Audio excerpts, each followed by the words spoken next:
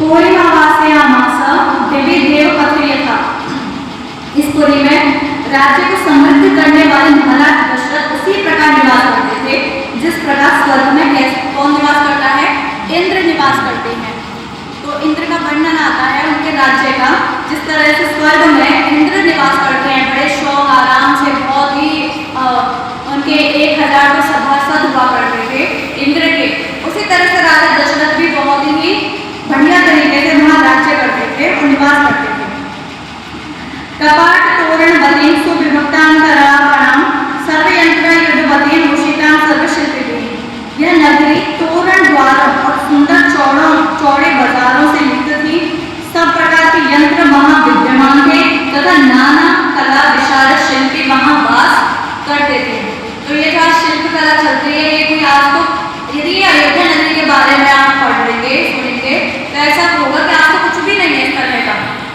हाँ, अनेक प्रकार के वहाँ शिल्पी थे, कलाकार थे और सुंदर सुंदर चौड़े चौड़े बाजार थे।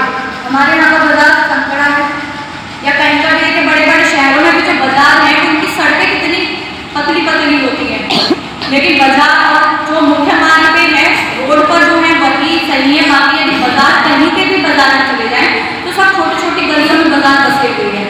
लेकिन उस समय अयोध्या नगरी में जो बाजार थे वो कैसे थे? चौड़े चौड़े बाजार थे, चौड़ी चौड़ी उनकी सड़कें निकल रही थी।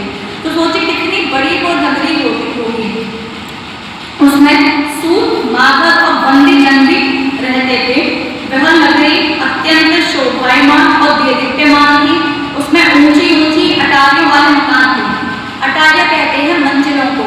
तो ऊंची ऊंची मंजिल थी, कोई एक मंजिल दो मंजिल मकान नहीं थे, बल्कि क्या है ऊंची ऊंची बड़ी बड़ी बिल्डिंग थी जिन पर ध्वजा और पताकाएं फहरा रही थी। तो उस समय जो बड़े बड़े घर हुआ करते थे वहां पे क्या फहराए होते थे? पताकाएं या ध्वजाएं होती थी। तो कुल मिला के एक तरह से यदि आज भी हम अपने घरों में पताका लगाए, कुछ तो अंश आएगा श्री राम जी के उस अयोध्या नगरी का। पर कोटे की दीवारों पर सैकड़ों तोपे चढ़ी हुआ करती थी। वधु नाटक संदेश संयुक्तम सर्वतः पुरे उद्यान नाम वनोपेता महती सागर मेखलाम। वह नगरी स्त्रियों की नाट्य समितियों से युक्त थी। उद्यान और आम के वन नगरी की शोभा को बढ़ा रहे थे। नगरी के चारों ओर साखुओं के लंबे लंबे वृक्ष थे। तो उस नगरी में स्त्रियों की क्या थी? नाट्य समिति हुआ करती थी। आज भी जैसे कुछ भी अकेडमीज चलती हैं तो वहाँ भी पहले स्त्रियों की नाट्य समितियाँ हुआ करती थी। मैं स्त्रियों के बारे में एक बात मैं यहाँ कहना चाहूँगी, वो ध्यान देने योग्य है। स्त्रियाँ दो प्रकार की होती हैं। एक होती हैं ब्रह्मवादी, मतलब वेद शास्त्रों को पढ़ने वाली, ईश्वर को जानने वाली, सत्य उपासना करने वाली। और दूसरी स्त्रियाँ होती हैं कि शास्त्र में बताया गया है सद्योभाव, सद्योधा भी कह सकते हैं, मतलब कि शीघ्र विवाह करने वाली। और शीघ्र विवाह करने में ही ये सब सम्मिलित है जो स्त्रियां ज्यादा सजती सवरती हैं। हालांकि जो दूसरी कोटि की जो स्त्रियां हैं उसमें भी कोई दोष नहीं है, जो सज रही है सवर रही है, वो सिर्फ एक दो स्त्रियों के प्रकार है। अब आप स्वयं सोच लीजिए कि एक स्त्री वो है जो ब्रह्म में लगी हुई है, वेद पढ़ने में लगी हुई है, और दूसरी स्त्री उस प्रकार की है जो अपने ही साज श्रृंगार में लगी हुई है, नृत्य में लगी हुई है, कलाओं में लगी हुई है। तो दो तरह की स्त्रियां हुआ करती थी। तो वो जो स्त्रियां थी वो एक जो क्या होती थी सामान्य स्त्रियां जो जल्दी विवाह करती थी या सस्ती सवरती थी, उनके लिए एक नाट्य अकेडमी रहती थी, कुछ कुछ अकेडमियां वहाँ चलती थी। और जो ईश्वर में लगी रहती हैं, संध्योपासना में लगी रहती हैं, फिर वो तो अपनी तपस्या आश्रम में रहती है। फिर दुर्ग गंभीर परिधाम दुर्गा मध्य दुरासदाम बाधिवारण संपूर्णाम रोधे विष्णु खरे सुधाम। यह नगरी दुर्गम किलों और खाइयों से युक्त थी। शत्रु इस पर आक्रमण करने में असमर्थ थे। हाथी घोड़े बैल ऊंट और खच्चर स्थान स्थान पर दिख पड़ते थे। स्थान स्थान पर हाथी घोड़े बैल ऊंट हुआ करते थे। उसकी शोभा विचित्र थी। राजभवनों का रंग सुनहरा था। राजभवनों का रंग किस तरह का होता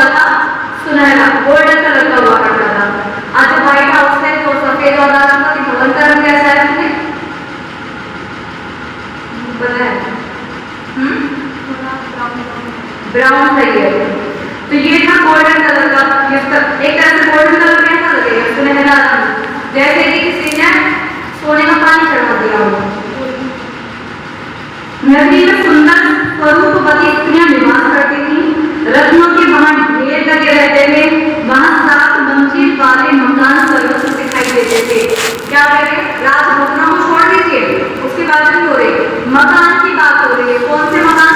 7 मंजिल वाले मकान।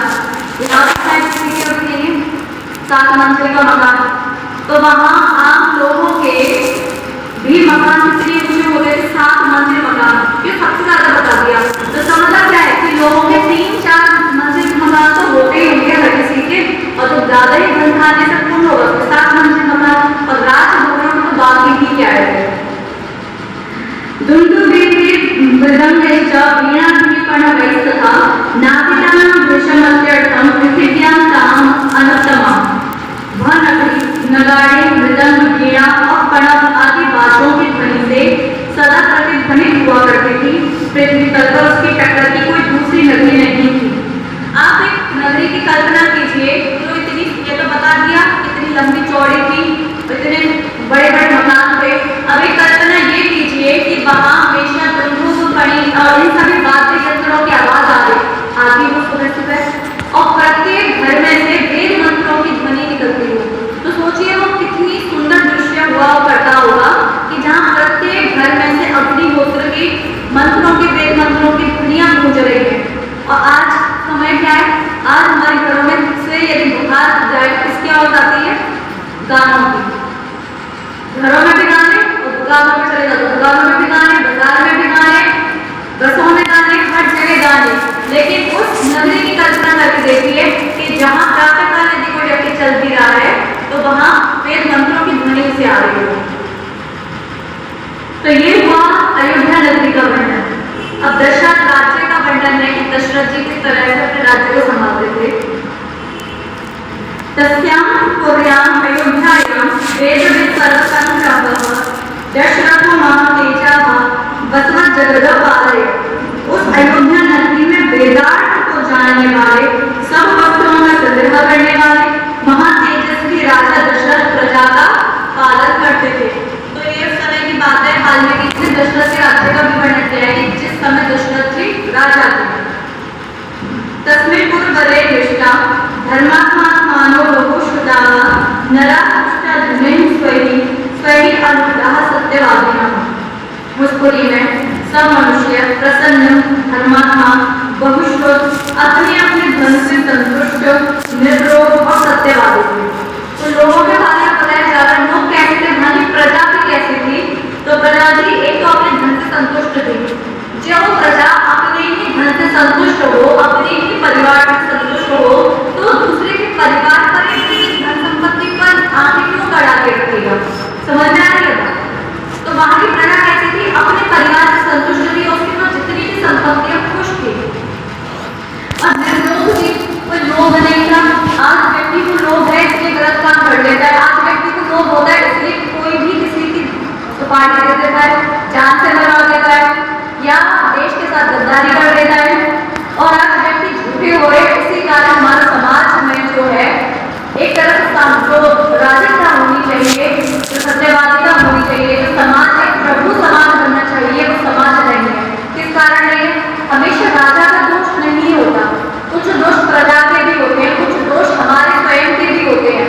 यदि आज हर व्यक्ति सत्यवादी बन जाए, हर व्यक्ति देश प्रेमी बन जाए, तो देश में कोई गद्दारी क्यों होगी? देश में हर कोई मरेगा ही क्यों?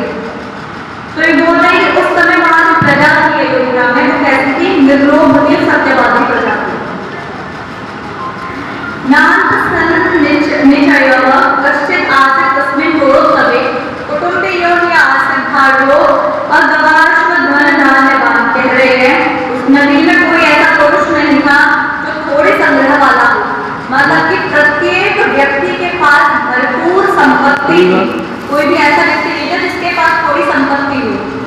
सभी व्यक्ति धन धान्य, गाय, बैल और घोड़ों से क्या थे? युक्त थे। हमारे शास्त्रों में गाय, बैल, घोड़े को पशु तो बोलते हैं। पशु को संस्कृत में धन भी कहते हैं। पशु मतलब धन। तो ये जो 4 पैर वाले पशु होते हैं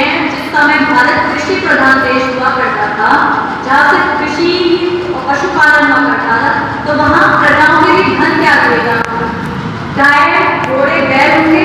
जैसे आप किसी घर में यदि 4-4 गाड़ियां हैं, 8-8 गाड़ियां हैं, तो हम समझेंगे भाई बहुत ज्यादा पैसे वाला है, बहुत अमीर है। उस तरह से यदि उस समय किसी के पास हजारों गाय हो, घोड़े हो, बैल हो, तो कितना संपन्न माना जाता होगा।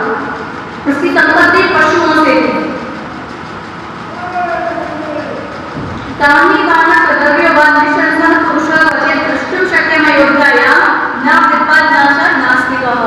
तो कह रहे हैं अयोध्यापुरी में कोई भी मनुष्य कामी नहीं था, कंजूस नहीं था, निर्दयी नहीं था, मूर्ख नहीं था और क्या नहीं था, नास्तिक नहीं था। मतलब अयोध्या में कोई व्यक्ति ना नास्तिक था न कामी था, मतलब व्यभिचारी भी कोई नहीं था, मूर्ख भी कोई नहीं था। मूर्ख और आज मूर्खों की भरपूर मात्रा है, तो वहां उस समय सारे विद्वान थे। अयोध्या वासी सभी प्रिय पुरुष धर्मात्मा एवं जितेंद्रिय थे, सभी जन प्रसन्न और चरित्र में महर्षियों के समान निर्मल थे। किससे तुलना की है? वाल्मीकि जी ने अयोध्या की प्रजा की जो तुलना की है किसके समान की है? महर्षियों के समान की है। ऋषि में बहुत बड़ी पोस्ट होती है, बहुत बड़ी उपाधि होती है ऋषि बनना।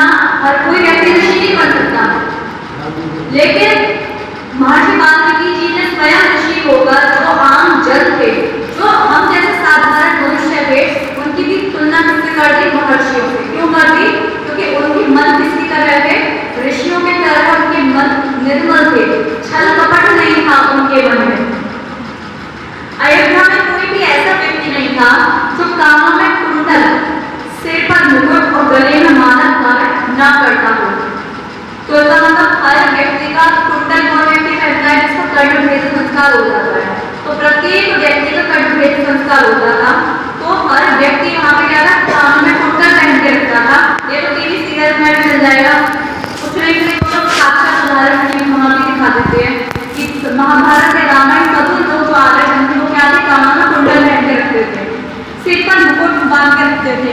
मुकुट समझ लीजिए या पगड़ी समझ लीजिए, एक ही बात है। मतलब कहने का मतलब ये है कि किसी का सिर नंगा नहीं होता था, सिर हमेशा ढका हुआ रहता था। और गले में क्या रहती थी? माला रहती थी। माला पे मोतियों की माला रहती थी, तो ऐसी थोड़ी नहीं है कि कोई भी ले लो, मतलब बड़े बड़े उसकी आभूषणों की माला रहती थी। कोई भी अंत भोग वाला नहीं था, कोई ऐसा नहीं था कि जो तेल कुलेल चंदन न लगाता हो। वहां कोई ऐसा व्यक्ति नहीं था जिसके शरीर से अस्वच्छता के कारण दुर्गंध निकलती हो। तो वाल्मीकि जी ने अयोध्या नगरी का भ्रमण किया है।